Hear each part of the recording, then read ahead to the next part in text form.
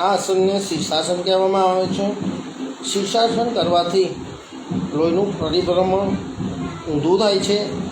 ખાસ કરીને જે લોકોના માથાના વાળની સમસ્યા હોય, માથામાં વાળ ખરતા હોય, એ લોકો જો આ શીર્ષાસન કરે તો આની સમસ્યા દૂર થાય છે। અને ખાસ લોહીનું પરિભ્રમણ, લોહીની સમસ્યા હોય તો પણ દૂર થાય છે।